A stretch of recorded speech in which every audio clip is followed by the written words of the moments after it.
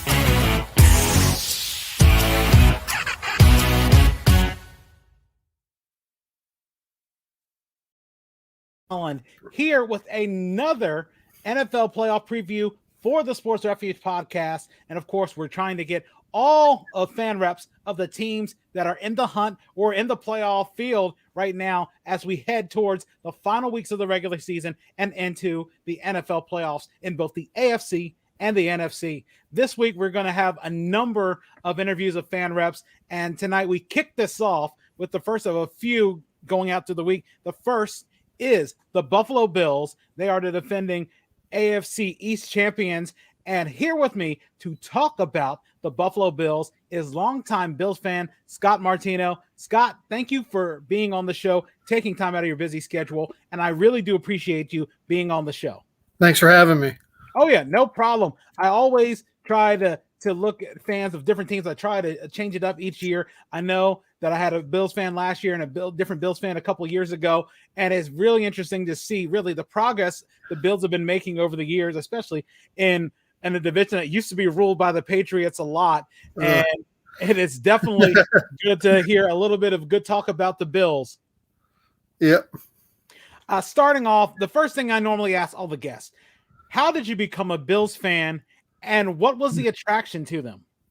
Oh, wow.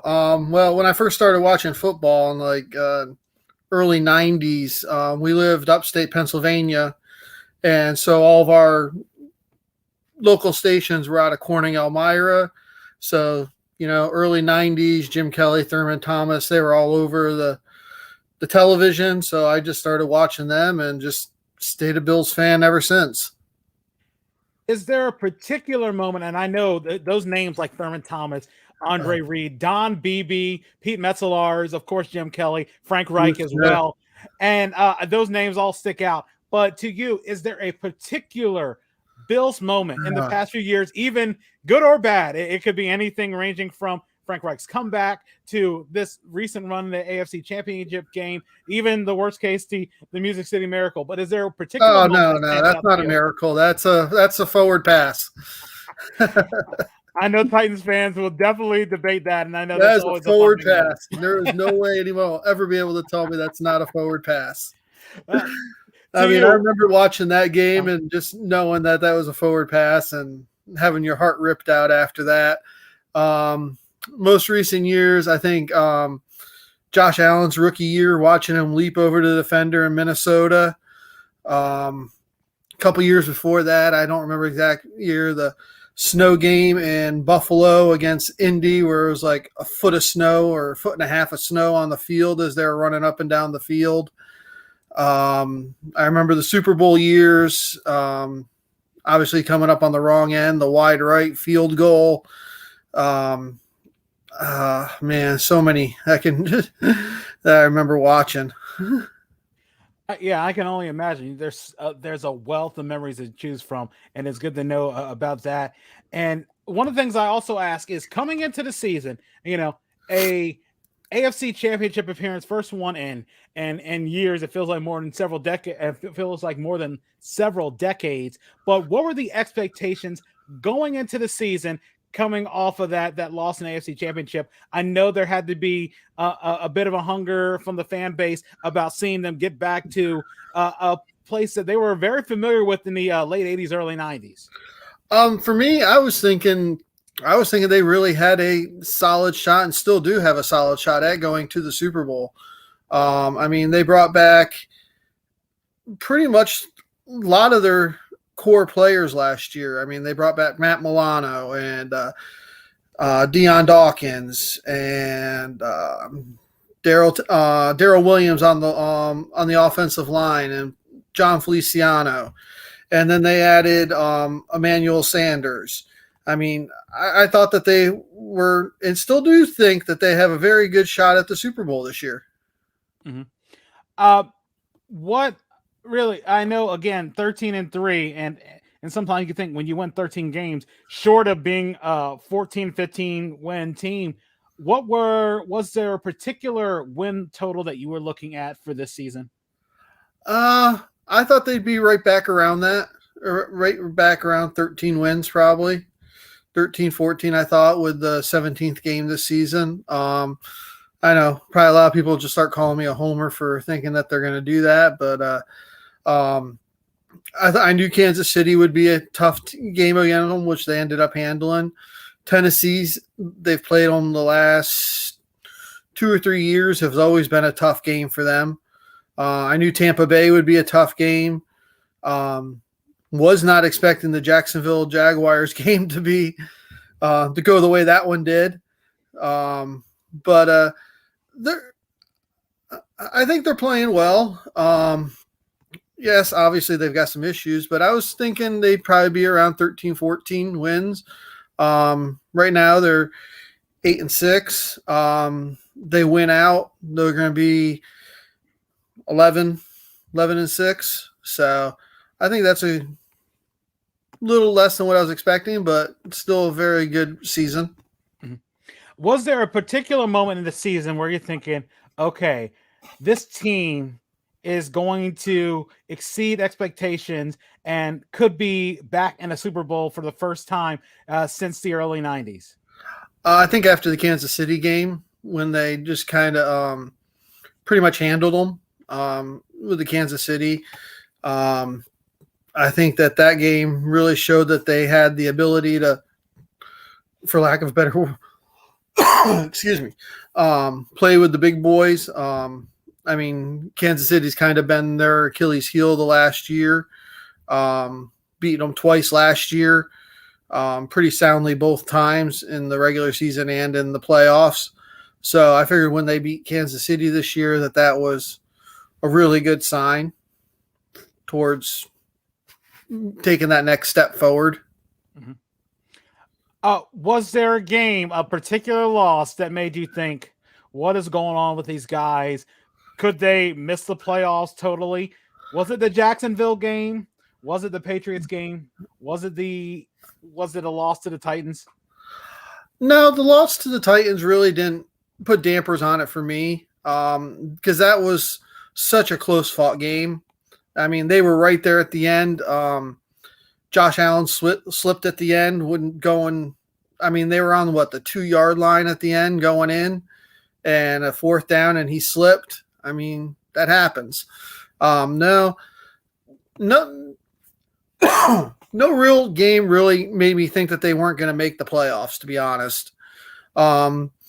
The Jacksonville game actually made me pause and go, whoa, there's definitely some things here that they need to work on. But I think also the Indy game showed that there was also some deficits and things that they were going to need to work on too. The way that the running back just kind of rolled right through them in Indy. Patriots game, that one was more of a weather game, I think. Kind of not really made me question if they were going to be able to still make the playoffs. I still feel that they should, and I still think that they'll have a chance to win the division when they beat the Patriots this weekend. But nah, I always thought that they'd still be in the playoffs. Looking at the field of the AFC playoffs, who's a team that you feel that the Bills match up the best with in the AFC when it comes to the postseason? Oh, man. I think they match up with everybody's. I think with the speed that they've got on their defense and Josh Allen and the wide receivers and Dawson Knox that they've got, the receiving core, I think they can pretty much match up with anybody. I don't think there's one team that is a more favorable matchup than anything. I just think that if they come out and play their game and they're executing like they can, they know they can be, I think they play with everybody. Even the Indy, I'd like to see a rematch of that game. I think they play better against them. Is there a team that scares you in the AFC? I mean, the team that everybody else in the AFC fears, you guys handed them a 18-point loss. Who is it? Is it Kansas City? Is it New England? Is it somebody like Miami who's starting to make a charge? Nah, Miami's not even going to make the playoffs, I don't think. I think they're too little too late in the season, and don't trust Tua at the end of a season. I mean, look at the end of last season. He had to just win in Buffalo, and they got absolutely demolished with him as quarterback. I don't even think Miami's going to make the playoffs. The team that really, I think, matches up the hardest, I think, is going to be Indy. They proved it last year in the playoffs. They were a tough out, came right down to the wire. Last play of the game, almost had another Hail Mary against us, like Arizona did last year, but Buffalo pulled that out. And then this year with the running back that I'm sorry, I'm drawing a blank. Taylor, guy's a beast, man. I mean, you got to stop him, and there's not been too many teams that's been able to stop him yet. So I think toughest matchup, I think right now looking at the AFC is, I think Indy would give us the biggest trouble. Mm-hmm. Another thing we normally do in between our prediction is ask another question off the top of our head. But to you, what do you think has been the Achilles heel of the Bills this season? Offensive line. It's just been very inconsistent, whether it be because of injuries or COVID related. They doesn't seem that they've had the same 5 offensive linemen for most games. They're always shuffling, or someone's out, or someone's hurt. I think the offensive line has been the biggest inconsistent part of the game for Buffalo this year. With the receiving core that the Bills have, you talk about Diggs, Beasley, adding Emmanuel Sanders. Where would you rank their receiver core compared to some of the other teams in the NFL? I think it's top 5. I think it ranks right up there with the ones from I was listening to some of the locals here in Baltimore area today, and Cincinnati's got 3 top good receivers. Obviously Kansas City with Hill and Klesko, not Klesko, I'm sorry, but no problem. Kelsey. And obviously Tampa Bay's got top wide receivers with Goodwin and Mike Evans. So, I mean, I think they're right there in the top 5 with any team in the league. As we start going towards the Super Bowl prediction, who do you have coming out of the AFC? Who do you have coming out of the NFC? Who wins the Super Bowl? And what is the final score? Oh, wow. You're really going. I think Buffalo still has a very good shot at coming out of the AFC, and obviously I'm just going to stick with them. NFC, personally, I'd like to see Green Bay come out of it. I think that would just be an awesome Super Bowl with Green Bay and Buffalo. Basically the old veteran and Aaron Rodgers versus the young gun and Josh Allen, and just seeing them just light it up. I think I think it would be a very good matchup. Obviously, I can still see Arizona coming out of the out of the NFC, even though they took a huge loss to Detroit last week. But I think I'd probably go with Buffalo and Green Bay. So I think Green Bay is going to end up with that top seed and going to Lambeau and winning in the playoffs. And the cold of January is going to be hard for any team to do. As far as the Super Bowl prediction, oh man, I really hadn't thought about it too much, but I'll take Buffalo.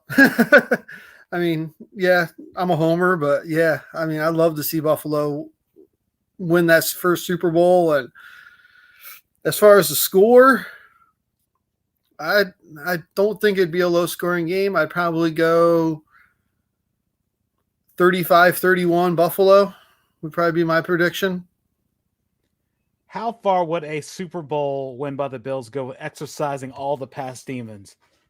Oh, I think it'd be huge. I mean, the only thing I could probably compare it to would probably be like when I hate to use this analogy, but when the Boston Red Sox finally won that World Series. And then they brought, I think it was the next year after they did it, they brought back Bill Buckner that let the ball go through his legs on opening day to throw out the first pitch. I think it'd be pretty close to that. Would we see Scott Norwood come out of obscurity again? I don't know if he's really in obscurity because if you ever watched the Four Falls of Buffalo that the ESPN did a few years ago, the 30 for 30, he still was very beloved in Buffalo after that. Yeah, he missed one, but it wasn't – they didn't ostracize him. He still kicked for them, I think, at least one more year after that into the next year. I don't think he's as hated in Buffalo as Bill Buckner was in Boston for that. I mean, yeah, I'm curious. I was always curious about that. I you know, it's weird that the Scott Norwood stuff, I always think they sort of make him out like he's Ray Finkel or something with Ace Ventura. Yeah, I don't think he was. Is he? If you ever watched the 30 for 30, even when after that Super Bowl when he missed that field goal, and then they had, I think they still had a parade in Buffalo for him when they came home. The fans are still cheering his name. They were chanting for him. If you go back and watch that 30 for 30, it's very well done. And I don't think he was ostracized as much as people thought he would be in Buffalo. It's a very unique fan base. Definitely. I can assure that. As we start to wrap things up, Scott, and what we'll do is once we finish the live stream, we'll continue in here to close up things. But do you have any shout outs you want to give to anyone, anything you want to promote, and what are ways people can reach out to you on social media to talk Bills football? Oh man. Not really. I mean, this is the first time I've ever done anything like this. So I don't really, mostly I just post memes and make fun of people on Facebook. So, I mean, it's just Scott Martino at Facebook. Anybody wants to shout out, go right ahead. Yeah, I don't really do a whole lot of stuff like this. So.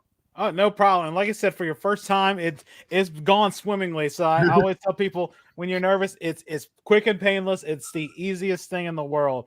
But for everybody who's been watching, I really appreciate you guys tuning in. I know we have people on Facebook and we have people on Twitch still watching live, and I really appreciate that.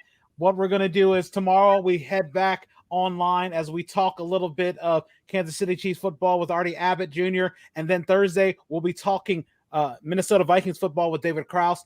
And I really appreciate everybody who's been tuning in. It's a process. We're still looking for an Arizona Cardinals fan. If anybody knows any, because we're always looking for them, because especially living in Delaware, it's the toughest thing in the world, trying to find anybody really outside the realm of Eagles fans. And we are looking for an Eagles fan too, because for some reason, nobody has shown up when it comes to those things. And you guys got a big game tonight, but looking to talk to anybody who's out there, wants to talk Eagles football as well, Colts football, Raiders football, Browns football, plenty of things. And I'll put that out on social media as well. But for everybody who's been watching, I really appreciate my guest, Scott Martino, taking time out of your busy schedule. And for everybody's watching, tune back in on Wednesday, and we'll be talking Chiefs. And then Thursday, we'll be talking Vikings, barring life happening. But for everybody who's been watching, I really appreciate it. Thank you, guys, and we'll see you again Wednesday. All right, man.